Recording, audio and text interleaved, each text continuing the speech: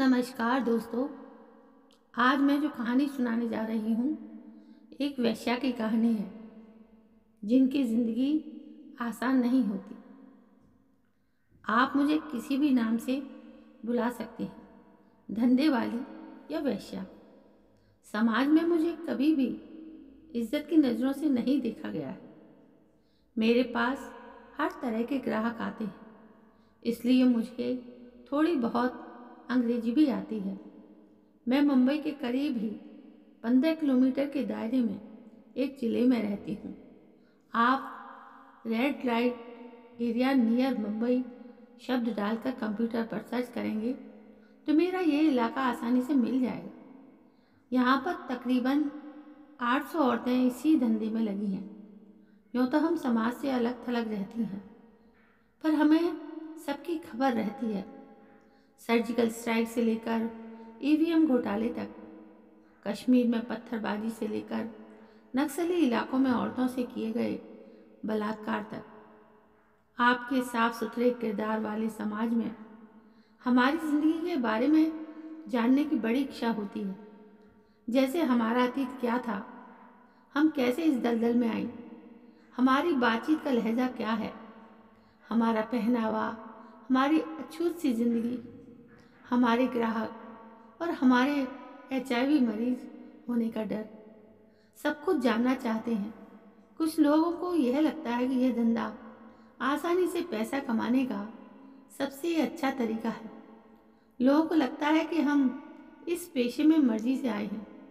मैं एक बात जानना चाहती हूँ कि आप किसी भी साधारण औरत से पूछिए कि अगर कोई मर्द आपको गलत नज़रों से देखता है तो कितना गुस्सा आता है, आप कितना असहज महसूस करती हैं। जब उसने आपको छुआ नहीं, सिर्फ देखा, तो आप असहज हो जाती हैं।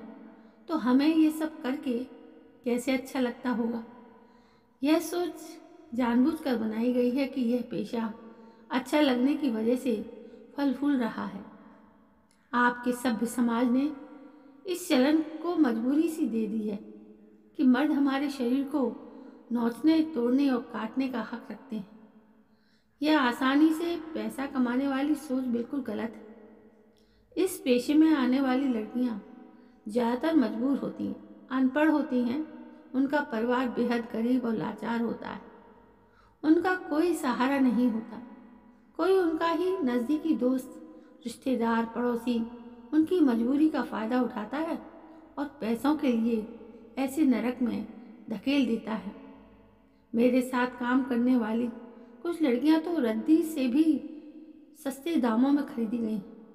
आमतौर पर 14 साल से 15 साल की लड़की 2500 रुपये से लेकर 30,000 रुपये के बीच खरीदी जाती है। साल 2017 में एक 16 साल की और दूसरी 14 साल की दो बहनों को सिर्फ 230 रुपये में खरीदा गया। दो लड़कियां 230 रुपये में बिक गई। अगर दोनों लड़कियों का कुल वजन 80 किलो भी था तो इसका मतलब 3 रुपये प्रति किलो। जरा याद करके बताइए कि आपने पिछली बार रद्दी अखबार किस भाव से बेचे थे।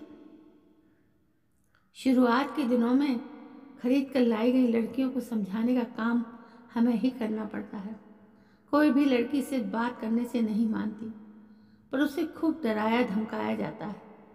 बहुत सारी लड़कियां डर के चलते मान जाती हैं और जो नहीं मानती हैं उनके साथ बलात्कार करते हैं, मारते पीटते हैं बार बार लगातार, जब तक वे इन जुल्मों के चलते टूट नहीं जाती और काम करने के लिए हाँ नहीं कर देती। पर कुछ लड़कियां फिर भी नहीं मानती, तब उनको बलात्कार करने के बाद बेहद बुरी तरह से सताया जाता है।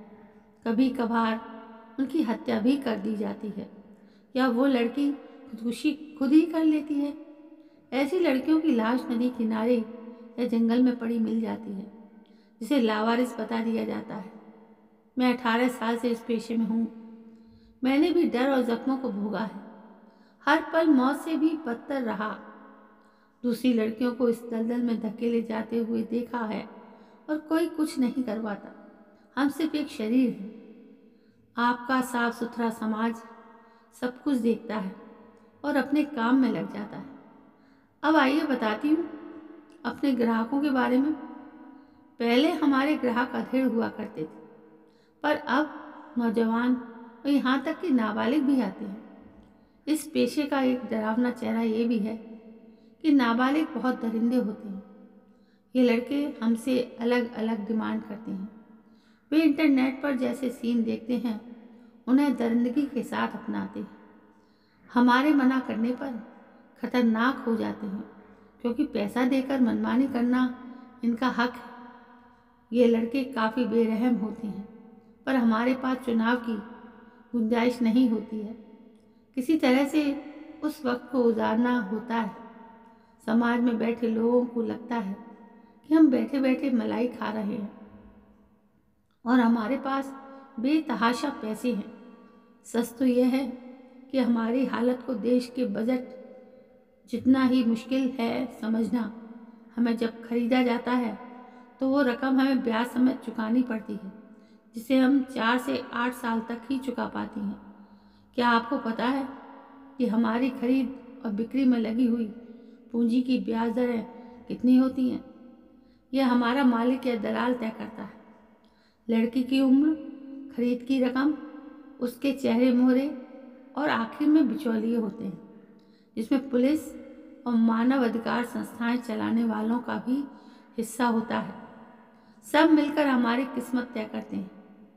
ये भी एक बड़ा सच है कि एक धंधे वाली को मिलने वाले पैसे से बहुत से लोगों के घर पलते हैं, पर वो सभी लोग सभ्य समाज का हिस्सा बन जाते हैं और हम बदनाम गलियों की रोशनी।